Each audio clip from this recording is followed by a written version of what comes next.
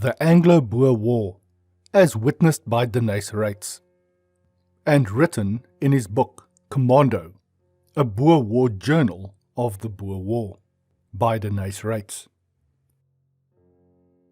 Chapter 19. Farther South. We rode on steadily for 3 days, making a bend so as to strike the river midway between Bloemfontein and Kimberley. Nothing of interest happened, save for a brush with an English patrol that suddenly bore down on us one morning out of the mist. The light was so uncertain that both sides drew off after firing a few shots, for neither party could make out how strong the other was. We passed the dorp of Bultfontein on our way and looked in for what we could find. But the place was gutted. For the rest, we rode over interminable plains devoid of human beings. We did not see a single homestead that was not in ruins. And at some places lay hundreds of sheep, clubbed to death or bayoneted by the English troops, in pursuance of their scheme of denuding the country of livestock, to starve out the Boers. In spite of this, there was generally an odd sheep or two straying about, and there were plenty of springbok besides, so we did not lack meat. Nevertheless, we were leading a pretty hard life. Bread and salt, soap, tobacco, and books were things of the past. We had almost forgotten the taste of tea, coffee, sugar, and vegetables. If a man was not lucky enough to possess a tinderbox, he had to expend a valuable rifle cartridge every time he wished to light a fire.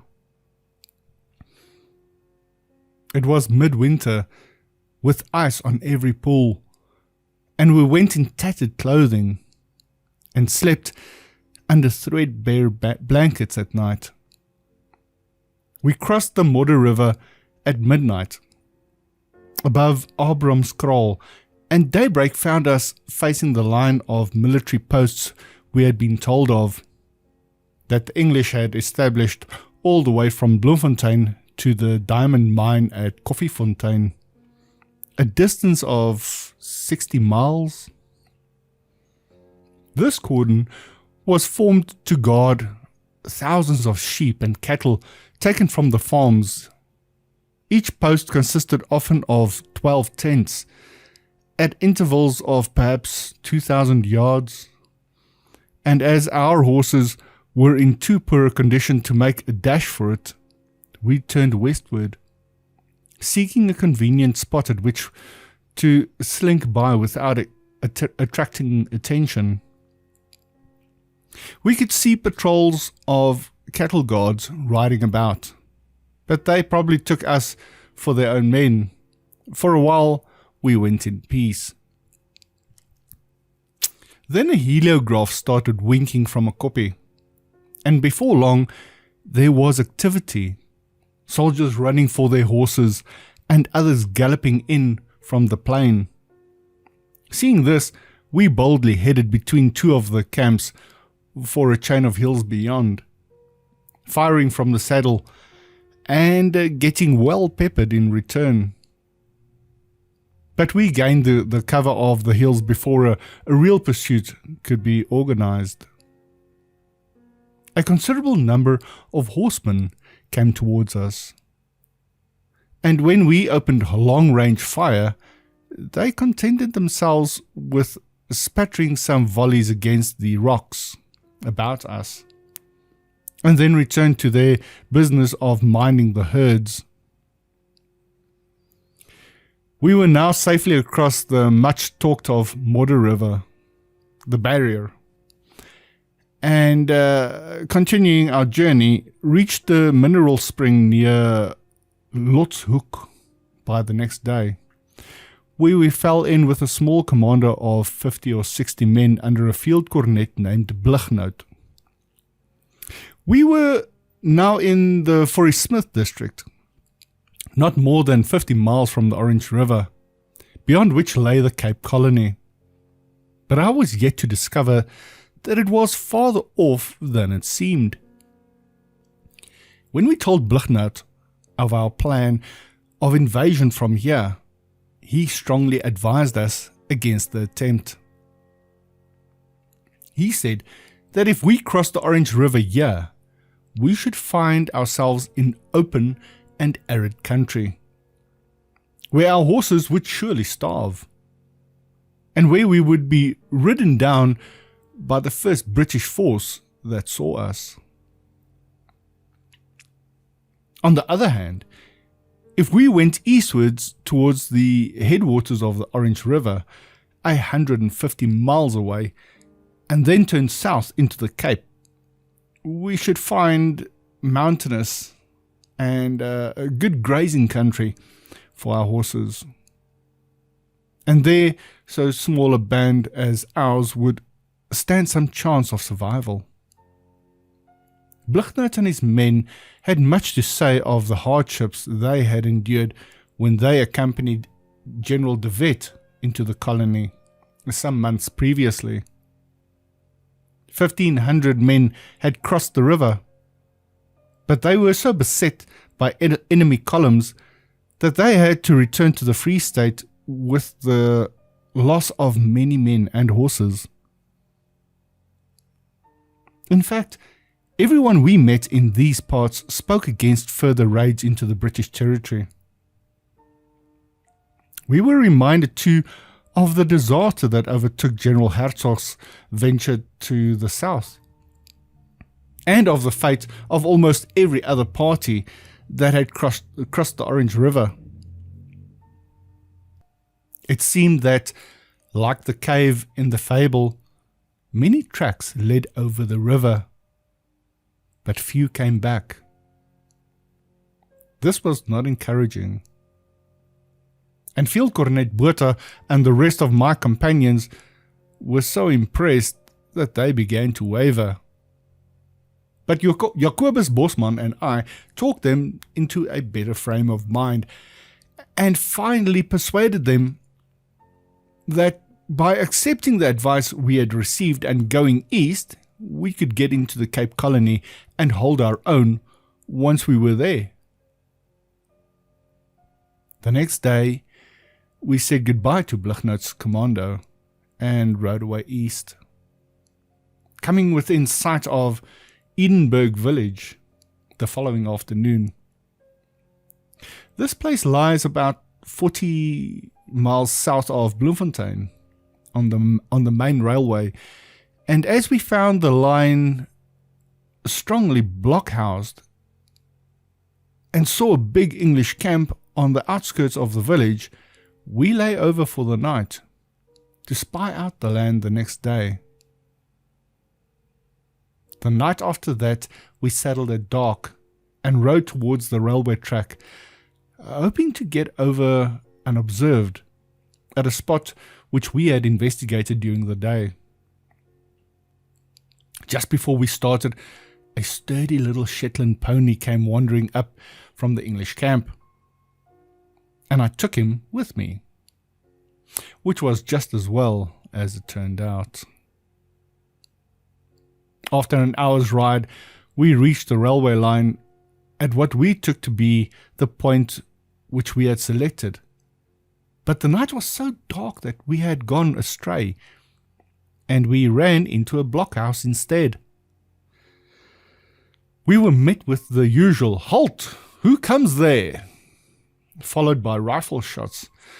So we bore back to look for a more suitable crossing. And some 500 yards further down, we made another attempt. As is the case with most railways in South Africa, a fence ran on either side of the line, composed of thick strands of wire which had to be cut before the horses could be led through. The only implement we possessed was a large file, and with this a young fellow named Verster and I tried to saw the wires, while the others waited 100 yards back. The file grating across the taut wires made a tremendous noise, and before we had cut even one strand, we were again challenged and fired at by a sentry, who sounded not 20 yards away. We hurriedly mounted to rejoin our companions, but our horses began to plunge and flounder over obstructions staked along the ground. In approaching the railway, we had somehow or other missed these entanglements, but now we were in the thick of them, and the tins always attached to them were clanging and jangling, and increasing the terror of our poor animals. To this din was added a blaze of musketry from a blockhouse, standing only a few yards away, which in the darkness we had mistaken for a mound of rocks. Rifle fire at point-blank range is unpleasant at the best of times, but when one is on a maddened horse staggering amid wire loops, it is infinitely more so. And had there been even a glimmer of light to guide the soldiers, we should both have been shot. It was so dark, however, that they were firing at sounds, and not at us. And Verster managed to wrench his horse free. But mine was hit. I undid the buckles of the girth, and dragged my saddle from underneath the prostrate animal. And stumbling over the rest of the obstructions, we got clear away to where the others stood whistling and shouting to us, and anxiously watching, not daring to shoot for fear of killing us. I had left the Shetland pony with them when I went forward to the fences, so I now put my saddle on him, and we galloped off, leaving the soldiers firing blindly into the night. We made a half-moon until we again reached the railway line, intending to try again. But as soon as I began to use the file, we heard the sound of men running along the track towards us. So we lost no time in decamping and abandoned all thought of crossing that night. We spent a cold night behind a koppie, and when it grew light, we were nearer the English camp at Edinburgh than we imagined. We had barely time to get our horses saddled before 100 or more troopers came racing at us. But riding fast, we got safely into the hills at Bloemfontein, my Shetland pony going surprisingly well. As the English horsemen turned back after a while, we halted by the little cemetery where those English soldiers lie buried who were killed at the battle here between Sir Henry Smith and the Boers in 1848. This graveyard was of some personal interest to me, because it had almost caused my father the loss of his position as president of the Free State when I was a boy. The British government, many years before, had erected headstones over the fallen soldiers, inscribed with the words, "Killed in action against the rebel Boers." Many of these stones, in course of time, fell to pieces. So my father ordered replicas with the original inscription faithfully copied. This gave rise to much ill feeling, for there were indigent patriots who considered the epithet rebel an insult to the Boers. And my father very nearly lost the next presidential election in consequence. I have another reason for remembering the Bloemfontein cemetery. For while we were resting here, Field Cornet Botha came to me and said that he and other men had for some days been reconsidering the matter of continuing to the Cape Colony. And he now asked me to give up the plan. Apparently last night's affair and the chase of that morning had put the finishing touch to their indecision. And with the exception of Bosman and myself, they all declared their intention of returning to the Winburg Mountains. We too said that we had not ridden thus far to turn back now, and we told them that we were going to the Cape, even if we had to go alone. We argued and entreated for hours. But in the end, Botha and his men, with my two German friends, Hasse and Polacek, saddled their horses and rode off, leaving us behind. Bosman and I spent the night beside the graveyard, feeling too depressed to light a fire, and the next morning we found our horses strayed out of sight. It took us the better part of 5 hours to trail their spoor, and when at last we got back to where we had left our saddles and other belongings, there was nothing there. This was a serious blow, for saddles were indispensable, and blankets and cooking tins even more so.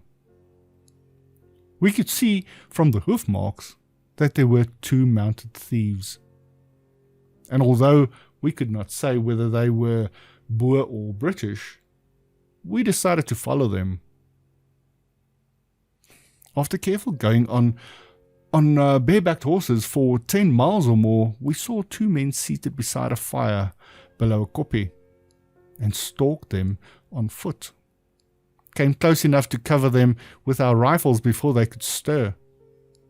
They proved to be 2 Boer boys from a neighbouring outpost, and they had all our missing gear beside them.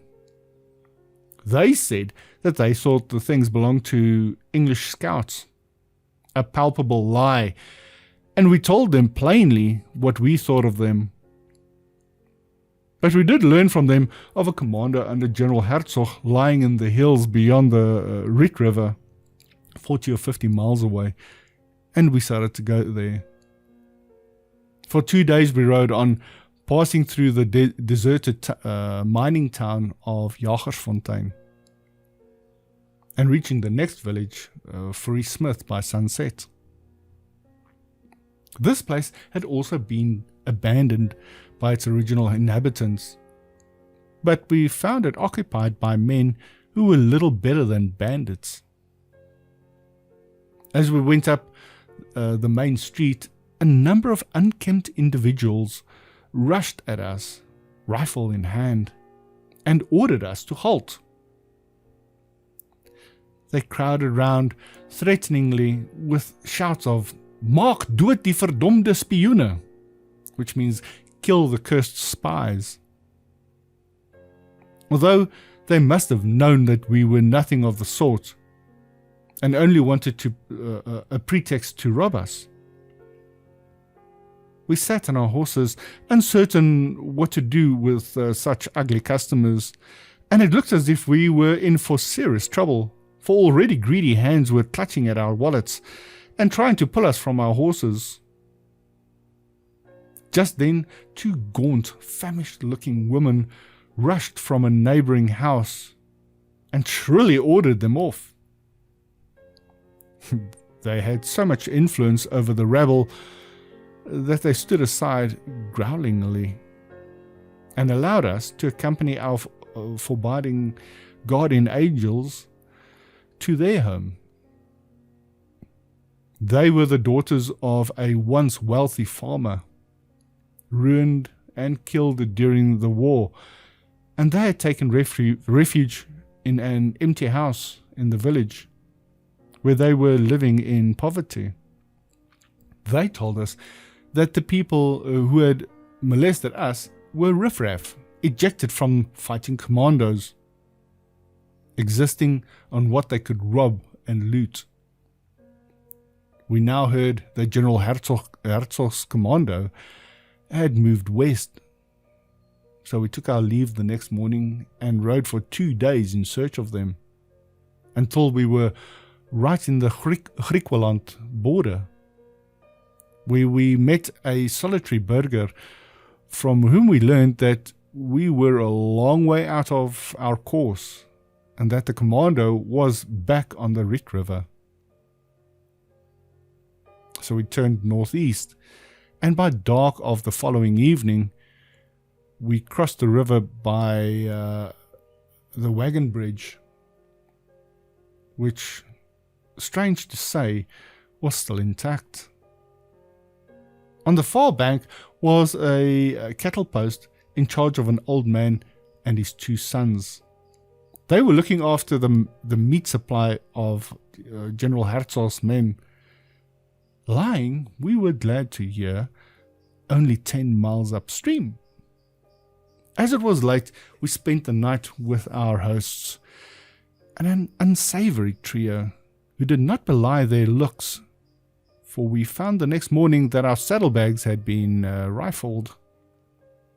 So I stood them in a line while Bosman went through their pockets and recovered our knives, tinderboxes, and our other property.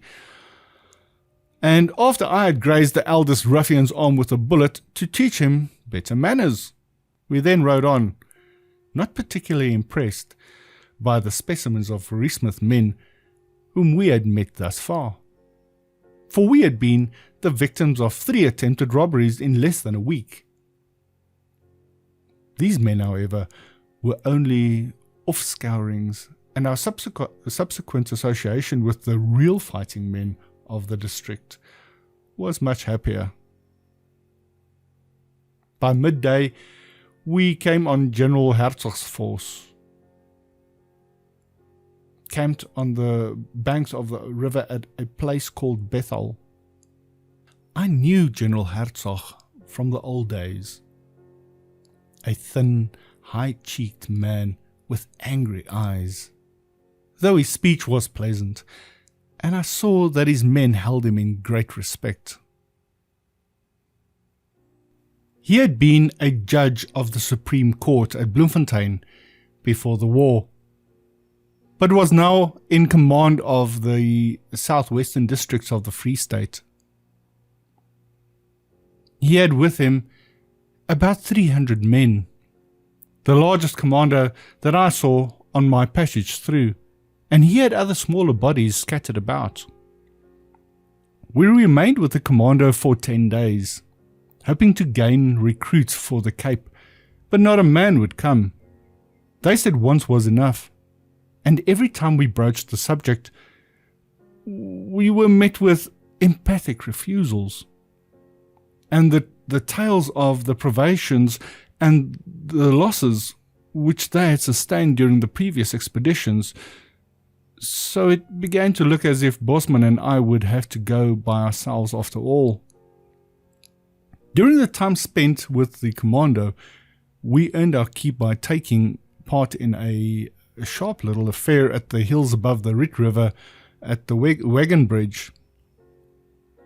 An English column, about 1,000 strong, crossed to our side of the river one night on their way to Kimberley, and we held them up for 2 days, until at length they fell back over the bridge and returned by the way they had come.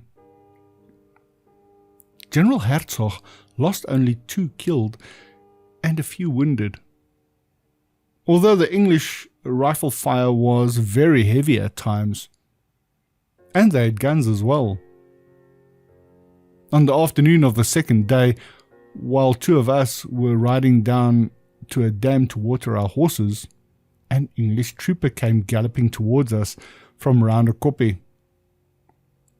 He was plucky enough, for when he realized his mistake, he fired from the saddle. From so close that before he could do so again, I was alongside with my rifle in his ribs. He said that he had been scouting and had lost his way. And as my companion was barefooted, we relieved him of his boots, as well as his horse, and we left him gingerly picking his way over the sharp surface towards his own side. A thing I did not envy him, for he had to make a semicircle of several miles to get around our flank before he could rejoin his companions. When we found next morning that the English had withdrawn overnight, General Hertzog ordered us to return to our former halting ground higher up the river. And here, Bosman and I had good luck. For off-saddled close by was a small party of newcomers, 10 in number, among whom I recognized several old acquaintances from the Transvaal. And to our great joy, they told us that they were on their way into the Cape Colony. This was good news indeed, and we told them of our plans at once. As from now onward, I was to be intimately associated with this little band, and as so many of them died tragically, I shall give their names. The leader was Jack Boreas, a short, thick-set man of 28, from Potchefstroom, whom I had met while serving with Captain Tron's scouts and in the ACC. Next came Benjamin Coetzee from Pretoria, whose reckless bravery had earned him a reputation as long ago as the Natal days, when I had known him as a member of the Pretoria Commando. Then there was Nicholas Swart and Cornelis Vermaas, both sons of wealthy Transvaal farmers. Vermaas had been wounded and captured by the British 6 months before, but he had jumped from the train in the mountains near Cape Town while being taken for shipment to Ceylon. And after many trials, he had got back on foot to the Transvaal. Next were Percy Windall and Edgar Dunker, two English-speaking boys from Johannesburg, and Fritz Ballot, a young Austrian from Pretoria. Then Jan van Zyl, illiterate but witty, and Piet de Reitz, a Hollander, and lastly young Rittenberg, also from Potchefstroom. They were all Transvaalers, and with the exception of Boreas, not one was yet 20 years old. And like myself, they had all been taken with the idea of freelancing into the Cape Colony. By way of ironic comment on their tattered clothing and ragged appearance, they called themselves the Ryk Section, or Dandy Fifth, as Dunker translated it. Of this small band, 4 were to meet their death by execution, and 6 were wounded or captured, a result that fully justified the many warnings which we had received against entering the colony. While we were discussing whether to try the Orange River in this vicinity, or take the advice we had received and go eastwards towards the headwaters, there arrived another party of horsemen, who decided us for the latter course.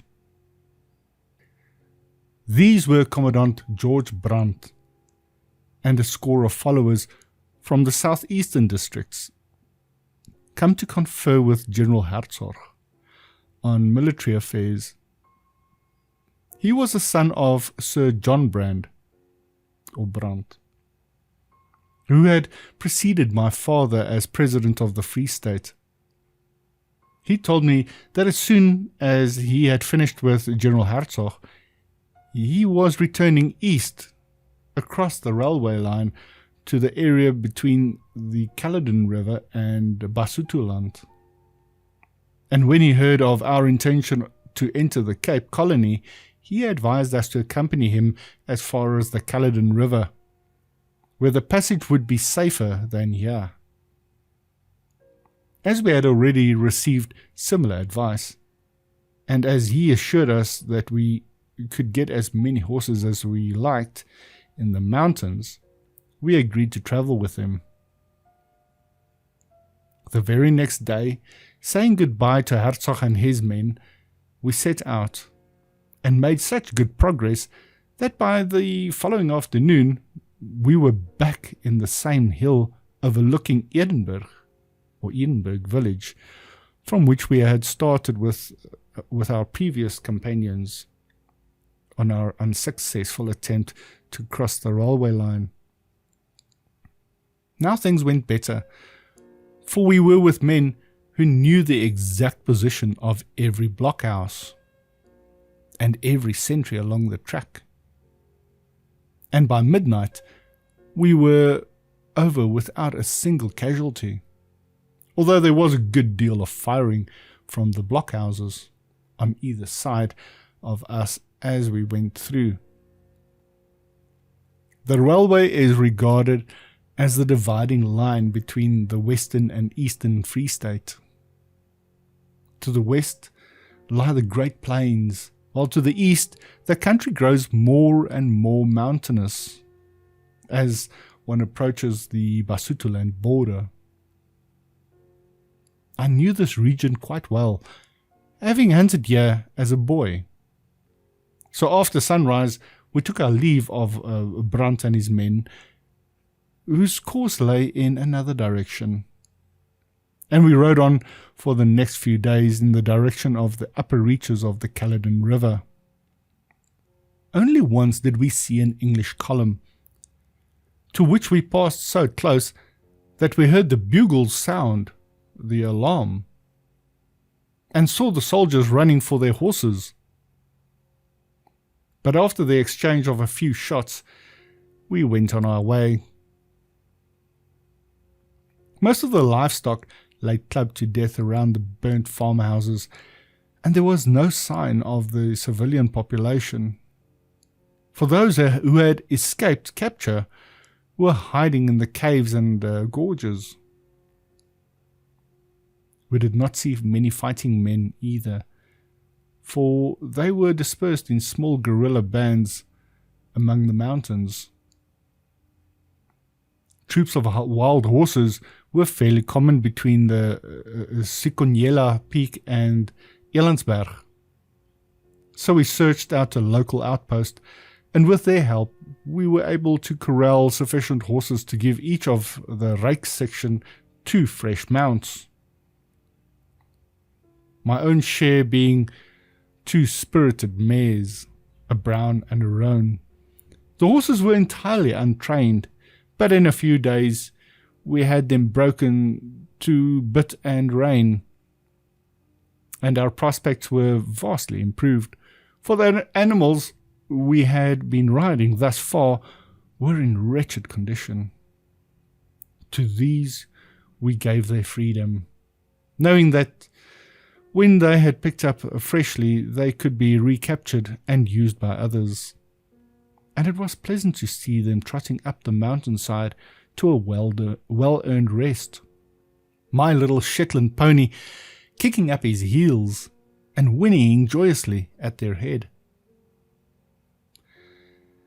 It was near the end of August 1901 by now, and the rainy season might be upon us at any moment, when a single freshet might render the Orange River impassable. So, as we were come to within 15 miles of it, we made ready for our final effort. Upon the very morning, however, on which we hoped to cross, a large body of horsemen appeared over the shoulder of a distant hill. By their formation and manner of riding, we knew them to be Boers. But as there was no commando of that size round here, we waited for them with considerable interest.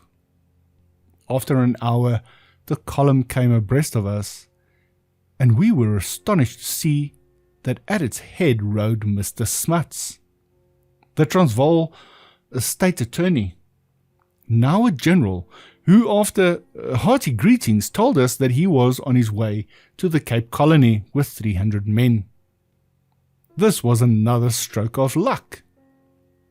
Falling in with the Reitz section had been the first, but to meet with a whole commando making for the river was the greatest fortune of all, far greater than we realized at the time. For our subsequent experiences went to show that a small force like ours would not have lasted a week in the troublesome country beyond. It was the finest commando with which I ever served. The rank and file were mostly keen young farmers from the Western Transvaal, the pick of Delarey's fighting men. And in command of them was perhaps the one man in South Africa who could have led us through the perilous days to come. General Smuts halted his men and ordered them to off-saddle. This gave me time to go among them, and I had another pleasant surprise, for I came on my Hollander uncle, Jan Mulder, whom I had not seen since the time in Natal, nearly 2 years before. I also found the general's brother-in-law, Krige, one of the few survivors of Isak Mulherber's corporalship, who had been so badly wounded at Spionkop. I learned from them of the great hardships and dangers which they had encountered on their way through the Free State. The English had wind of their intention to invade the Cape Colony, and strenuous efforts were made to head them off. Large forces were hurried up from all sides, giving them no rest, either night or day, and it was only by hard riding and hard fighting that they had escaped, with the loss of many men and horses. From what I could gather, General Smuts purposed a flying raid into the central districts of the Cape to test a large-scale invasion later on, in order to relieve the increasing pressure on the north. Whether this was really his object, I do not know, for he was an uncommunicative man, but at any rate, he was, and we were only too eager to go with him, whatever his plans might be. When we went to tell him that the Reitz section proposed joining his force, he said he was very pleased, and he appointed us to be his scouts, a distinction we accepted gladly, but for which we paid dearly in the long run.